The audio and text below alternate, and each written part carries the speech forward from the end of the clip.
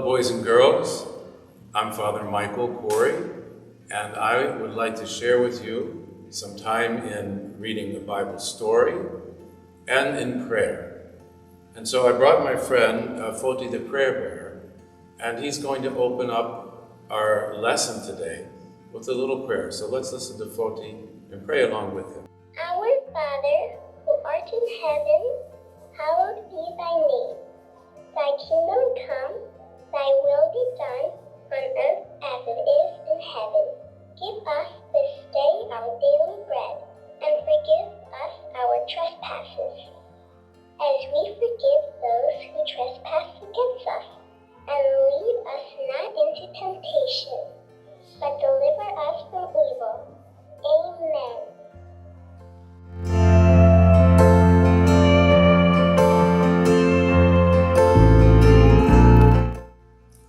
Welcome to another Bible story with Father Michael Courey. And I'm here with my friend Larry Vocabulary. Now, Larry, we can't play right now because it's time for a Bible story. So I want you to listen, and open your ears and close your little beak. And I'm going to tell a little story today about Noah's Ark. What? Oh, yes. Larry Vocabulary likes new words. And he likes to learn new words. And his question to me, very quietly because he knows I'm about to tell a story, is what is an ark? Now, Larry, you are sitting on something that could be called an ark. An ark can be a simple wooden box like this.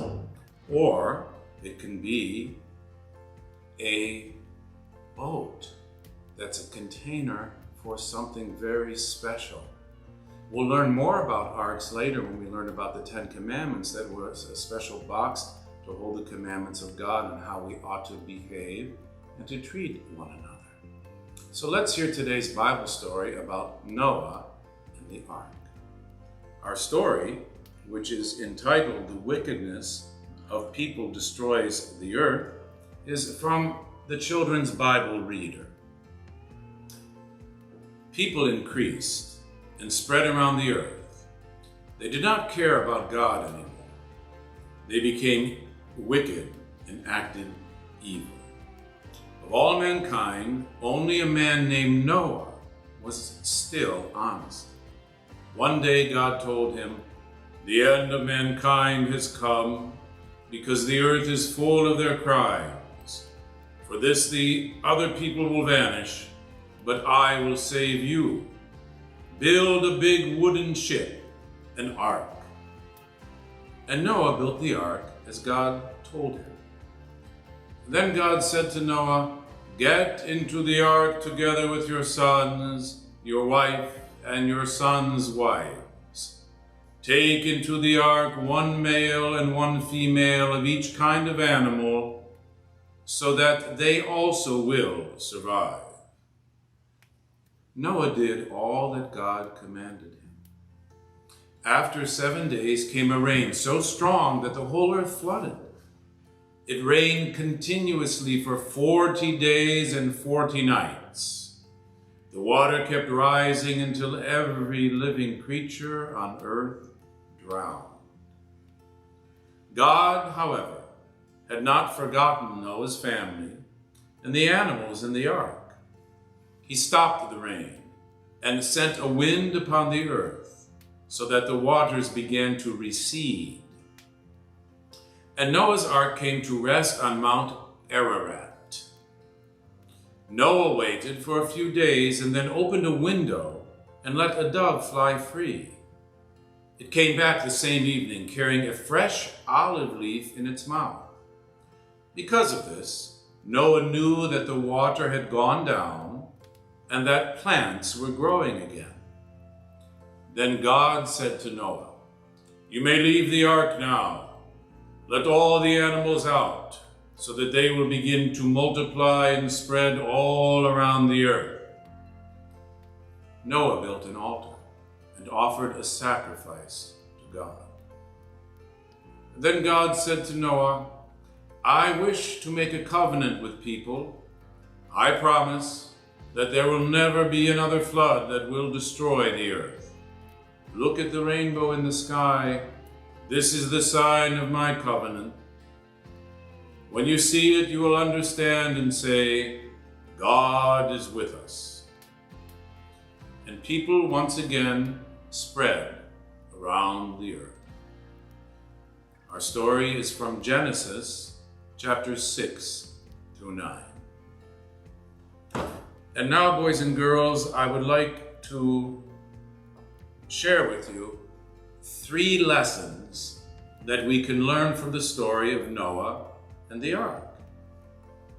The first lesson: wickedness or disobedience, not being good or following God's laws, results in consequences. God will discipline those who are wicked and not good, to teach a lesson to all of humankind.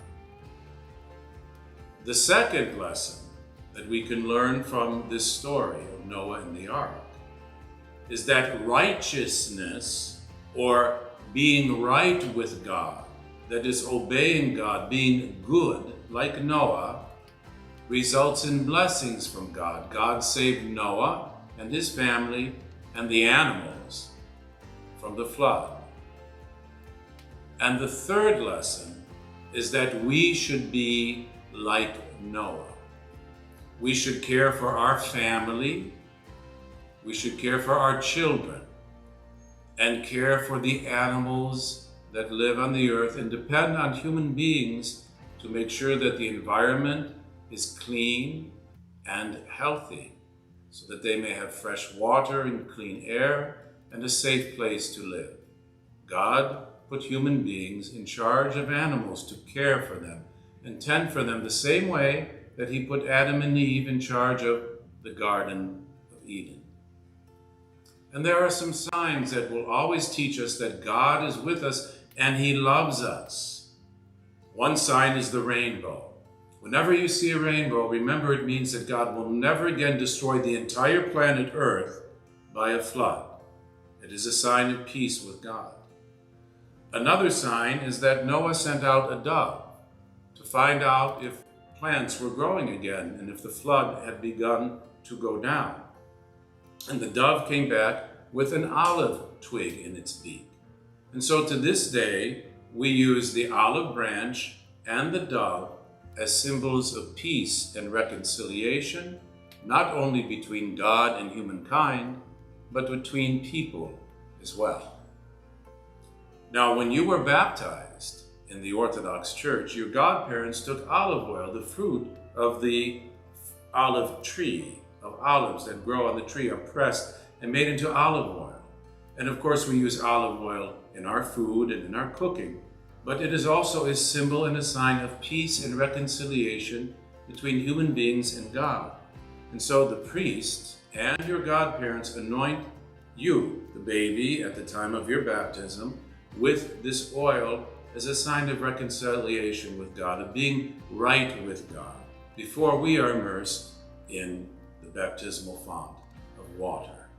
And so, my beloved, water can be something that gives us life, and it can also be something that can take life.